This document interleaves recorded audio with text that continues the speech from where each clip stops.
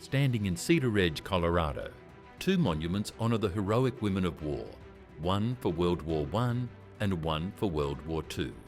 These memorials depict the faces and stories of women whose courage, labour and sacrifice helped shape victory. As we look upon these monuments, we remember not only the soldiers at the front, but the women who built, healed and endured behind them. Their service changed the course of history and redefined the role of women in every nation touched by war. Etched upon the World War I monument are the pit-brow lasses, women who toiled above Britain's coal mines long before the first shots of the Great War. When men went off to fight, these women remained to fuel the factories and trains that sustained the war effort. Working outdoors in wind and soot, they sorted and loaded tons of coal each day. Their strength and dignity stood as symbols of the working class that powered a nation at war. Across the English countryside, the Women's Land Army, the first generation of land girls, answered the call to keep farms alive while farmers fought abroad. They milked cows, harvested crops, and repaired equipment from dawn to dusk.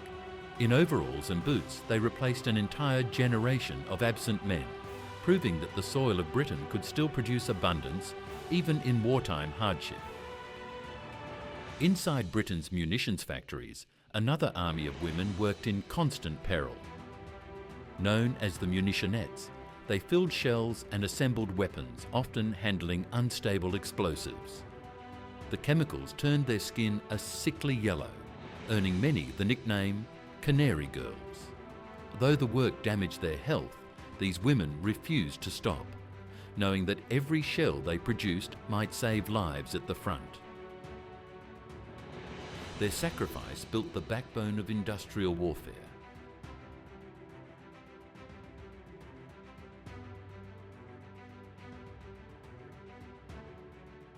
The arrival of mustard gas in 1917 introduced a new horror. Nurses and volunteers, many of them young women, treated soldiers blinded and burned by this invisible weapon. They washed wounds, bandaged faces, and comforted the dying, sometimes at the cost of their own health.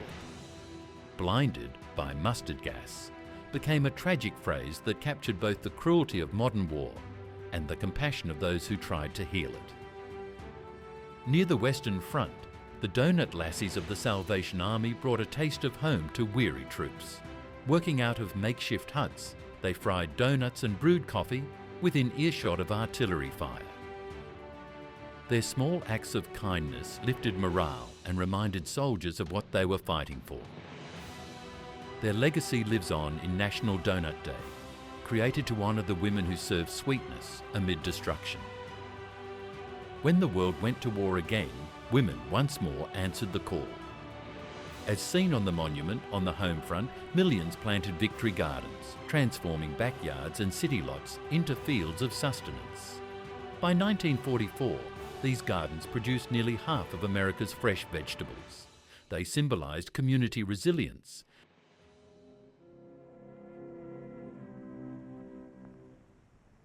On this farm in the rolling hill country of northern Maryland, the Holters, rallying to the call for more food, joined the growing army of victory gardeners. This is Dad Holter. He helps with the heavy work. Mother, well, she helps with most everything.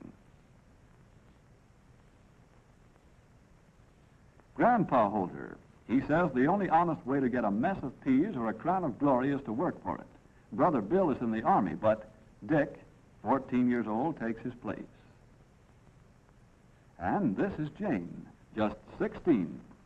No work, no spuds. No work, no turnip, no tank, no flying fortress, no victory. Bear that in mind, all you victory gardeners, and work for victory. And the power of ordinary citizens to sustain a global war effort through collective effort and care. In Britain's naval air stations and other shore bases, members of the Women's Royal Naval Service, widely known as the Flying Wrens, took over vital technical, communications and dispatch roles. They served as wireless operators, radar plotters, parachute packers, dispatch riders on motorcycles, and many other tasks. Working under pressure, they freed men for frontline service and helped keep the fleet air arms bases operational. Their dedication proved that technical skill and courage were not defined by gender. During the Blitz, Britain's skies were defended in part by the Ack Ack Girls of the Auxiliary Territorial Service. Serving in mixed anti-aircraft units, they operated rangefinders, predictors and radar to locate enemy planes. Though regulations forbade them from firing the guns, their calculations guided every shot. Night after night, they stood under bombardment, embodying vigilance and resolve in the darkest hours of the war. In June 1944, just days after D-Day, the first Flying Nightingales, young women of the Women's Auxiliary Air Force, flew into Normandy aboard RAF Dakotas. Their mission was to bring the wounded home. Amid gunfire, they administered first aid thousands of feet above the battlefield. Their courage marked the beginning of modern air ambulance service and showed that compassion could fly into war itself. Across the Atlantic, Rosie the Riveter became the face of American industry. Millions of women took up welding torches and rivet guns, producing aircraft, ships and tanks at record pace. For the first time, women filled positions once closed to them, proving that national strength depended on their labour as much as on any battlefield victory. When they were asked why they had joined the ranks of the hidden army, these women gave a variety of reasons. I have a daughter in the waves, and I had a son on the Arizona. That's a good enough reason for anyone. I'm an old maid, and I didn't have anyone until I took this defense job. Now, I have a family of 10 million to look after. I send them cases of these every week. They help them to get home soon. I go to college, but I arrange my classes so that I can help out in the war effort. This way I'll get my diploma and war bonds. Rosie's bandana and determined gaze became enduring emblems of female empowerment. High above the American landscape, the women Air Force service pilots ferried new aircraft from factories to military bases and towed aerial targets for gunnery training. They logged millions of miles facing the same risks as male pilots without equal recognition. 38 lost their lives in service. Decades later, the nation finally honoured them with veteran status and the Congressional Gold Medal. Their flight paths paved the way for generations of women aviators. This is Texas, cradle of our Army's Air Force. This is an AAF field, too. But over headquarters rides a strange little girl gremlin called Fiffinella. And out of those buses are stepping girls.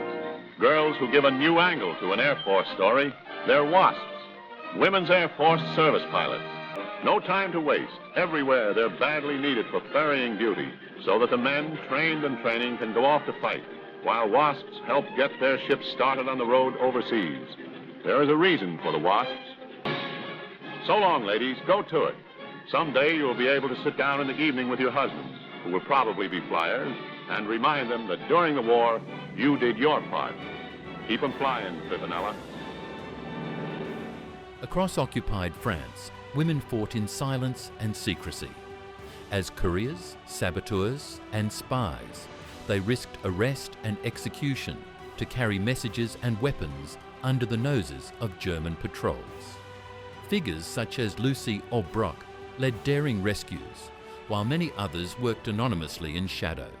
Their courage sustained the resistance and proved that the fight for freedom depended on invisible heroes as much as visible armies.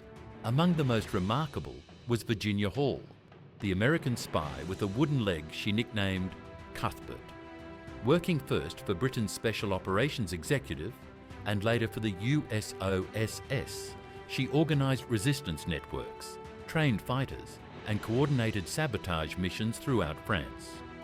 So effective was her work that the Gestapo named her the most dangerous of all Allied spies. Her service earned her the Distinguished Service Cross, the only civilian woman in World War II to receive it. From the coal yards of England to the skies above Europe, from the farms of America to the fields of France, the women etched upon these monuments represent courage without boundaries.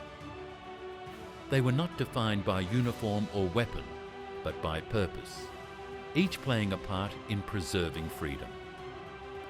As we stand before these memorials in Cedaredge, Colorado, we remember that victory was not achieved by men alone. It was built, tended, and defended by women, whose strength carried nations through the darkest times. Their legacy endures in every opportunity won, in every story told, and in every monument that bears their names. We honour them, we remember them, we will not forget. For a more detailed history of women of war, please read our full history below or listen to our audio file.